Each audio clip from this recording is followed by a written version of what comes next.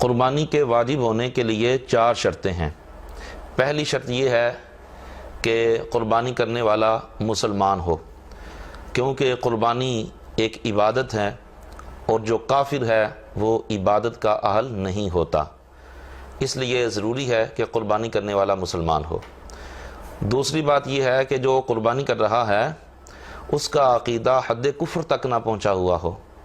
اگر معاذ اللہ وہ شان الوہیت کا گستاخ ہے یا شان رسالت کا گستاخ ہے یا کسی اور وجہ سے اس کے اندر کفر پایا جاتا ہے یا وہ قرآن میں کمی بیشی کا قائل ہے تو اس کی قربانی جائز نہیں ہے۔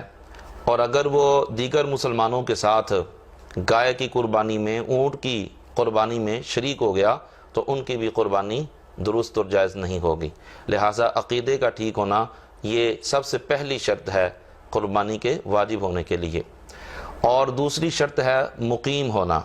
جو مسافر ہے اس پر قربانی واجب نہیں ہے، کیونکہ قربانی ایک ایسی چیز ہے کہ اس کو کرنے میں ذرا مشقت ہوتی ہے کہ جانور کو خریدنا، اس کو چارہ ڈالنا اور پھر اس کی کسائی وغیرہ کا انتظام کر کے قربانی کرنا، تو حالت سفر میں ان چیزوں کا مہیا ہونا مشکل ہوتا ہے۔ مسافر پر یہ چیزیں گراں گزرتی ہیں، اس لیے مسافر پر قربانی واجب نہیں ہے۔ تاہم اگر وہ اپنے شوق سے، اپنی مرضی سے کرنا چاہے تو وہ کر سکتا ہے، اس کو اللہ تبارک و تعالی ثواب بھی عطا فرمائے گا۔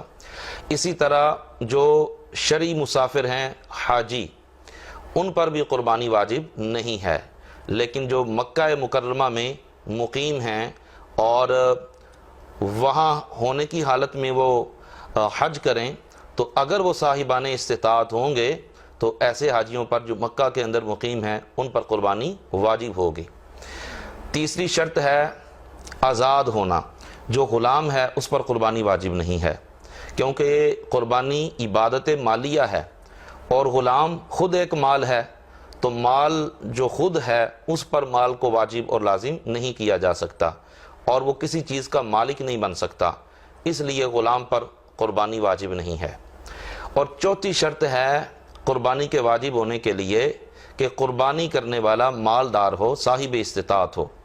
فقہائے کرام نے اس کی مقدار صدقہ فطر کو قرار دیا ہے، یعنی جتنی مقدار سے صدقہ فطر واجب ہو جاتا ہے، اگر اتنا کسی کے پاس مال ہو تو اس پر قربانی واجب ہو جاتی ہے۔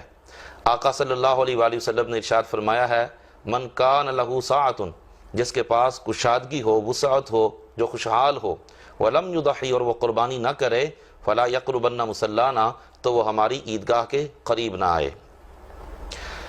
یہ جو صاحب نصاب ہونا ہے اس کی تھوڑی سی تفصیل یہ ہے کہ اگر وہ قربانی کے ایام میں 52.5 تولے چاندی یا اس کی قیمت، یا 7.5 تولے سونا یا اس کی قیمت کے برابر کا مالک ہوگا، یا اتنا اس کے پاس مال تجارت ہو، تو اس پر قربانی واجب ہوگی۔